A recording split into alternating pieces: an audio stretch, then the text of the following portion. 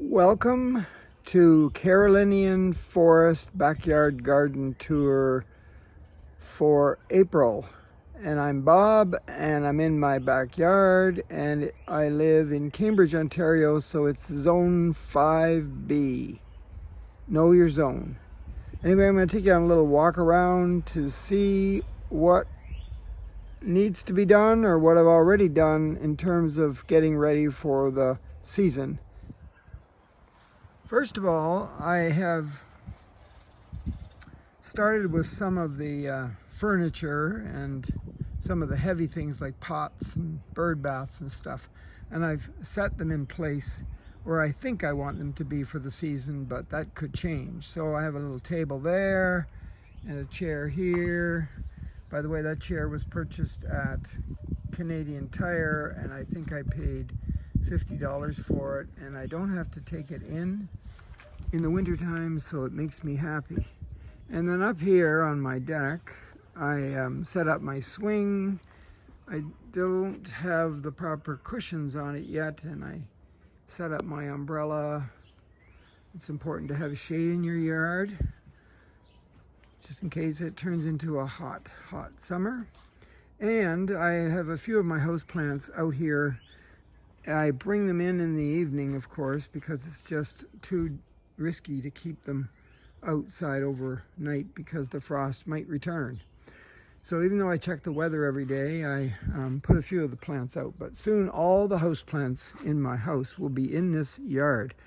And I was looking for a new table because last year when I was putting the glass away in my garage, I dropped it.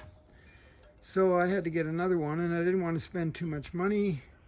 They are rather expensive, so I went and found this one at the Home Depot for 88 bucks. The table's nice. It's a great size. It sits underneath my awning here. This is a cranking awning, so I get my cranker and I use that little knob up there and I crank it in. And the chairs are left over from a dining room suite that I used to have, which was made out of rock, and I had it in my dining room. So I had special iron chairs made custom for that table, but it's long gone and the chairs are still in pretty good shape. One of them doesn't have the cushion anymore. The rest of them are great. I guess I could replace the cushion. But there's my table. I'm ready to have a nice meal tonight here because it's supposed to be about 20 degrees all day today and sunny, and even warmer tomorrow. I want to show you this part of my yard here, and I think I've mentioned this in a previous video.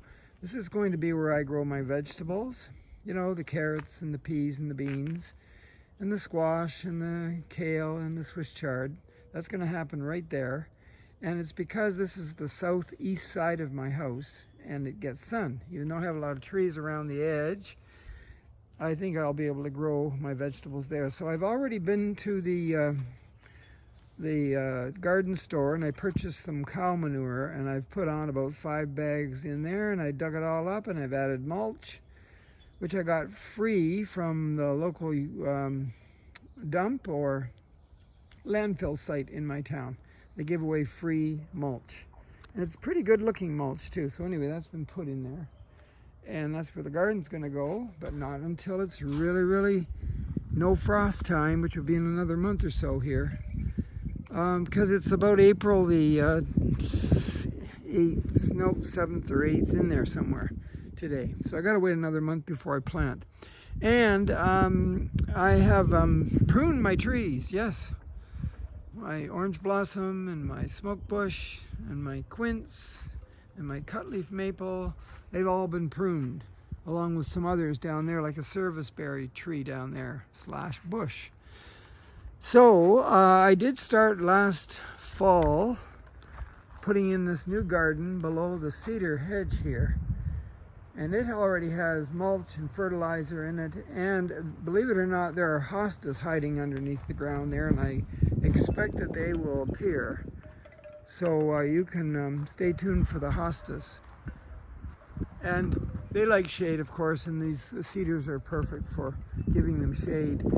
I don't really have too many bird feeders still up. There's one there.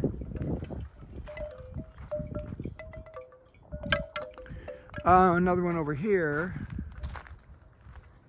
and some on poles, because I do have a lot of squirrels in my yard.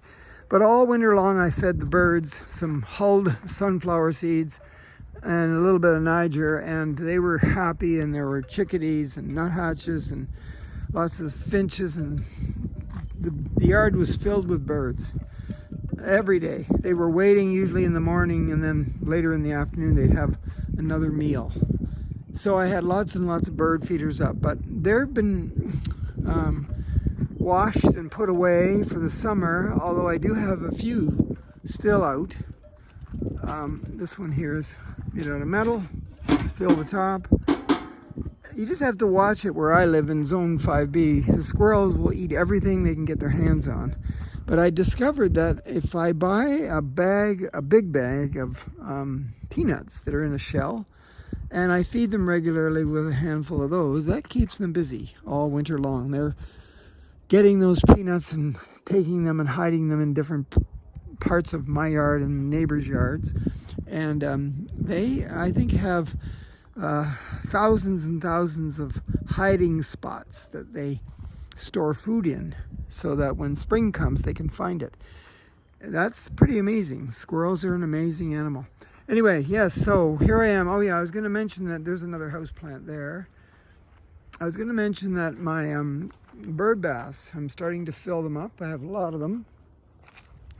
The birds that are coming now, the starlings, the blue jays, of course the sparrows are always here, and the cardinals and the chickadees, they're here and they like to have a bath just like we do. So I have the bird baths ready, and I've put out my solar lights. Of course, I take my solar lights in the fall. I clean them all, replace the batteries if they need batteries, wash them out, store them, and then I bring them back out. And this year too, I had to take the eaves trough and make it come this way instead of going to the other side of my house, because it was creating a problem where it was emptying close to the neighbors. So I thought I'd bring the eaves trough this way. So I had to relocate the rain barrel, which is already filled to the brim, and it's up high, and it is very easy to use. You just lift this little thing, and when you're done, put it back on there, and you have all the water you need. Soft rainwater. I was also working on a little window well there. Not done that yet. This is another section of my yard where I'm going to put vegetables on the east north side. Yes, right there. Yep. And then I have a few new trees. There's one there and one there. This is along the property line here. Another bird bath. And my white pine tree, which I come and stroke every day to get the benefits from what the white pine tree does to the cancer cells that lurk inside most of us. Not necessarily doing much to us, but the white pine tree helps. So you might want to get one, or at least go near one a couple of times a week for a few minutes.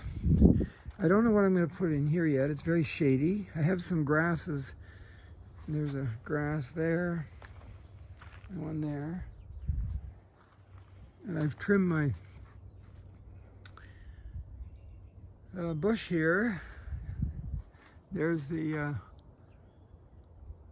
pine cones from my larch tree, my Tamarack Larch tree. These are very, very hardy trees. They're famous wherever they grow around the world for their uses. The native peoples use this tree for many, many things. The branches are even flexible enough to shape into like snowshoes, and the wood is also very, very hard, but also light because it's porous, and it likes to prune itself. So the branches, when they're ready to come off, they just fall off. It's a very clever tree. So a larch or tamarack tree. And I have a few odd things in my yard, like glass and some driftwood and a few of these little statues. And I've added some more rocks to my rocks. And cleaned up. There's been some pruning done there. And I have my solar lights everywhere now. So I'm kind of ready. I've cleaned up this side of my yard too. Down there by the road, along the property line here. I'm going to maybe move this beautiful limestone rock to the side there and get it off my driveway. Not sure yet. And I've worked on a new garden back here that I'll show you. This garden here, I changed it to a rock garden, and I have a few of my favorite rocks on display here. There's my Shanna rock. It looks like a dog that I once knew. And her name was Shanna.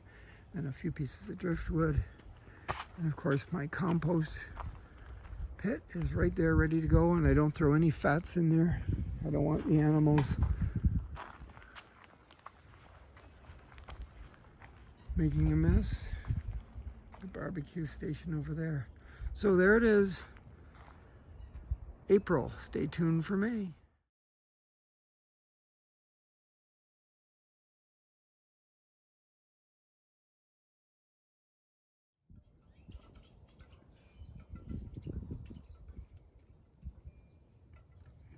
Twyla's waiting for her catnip to grow a little bit bigger.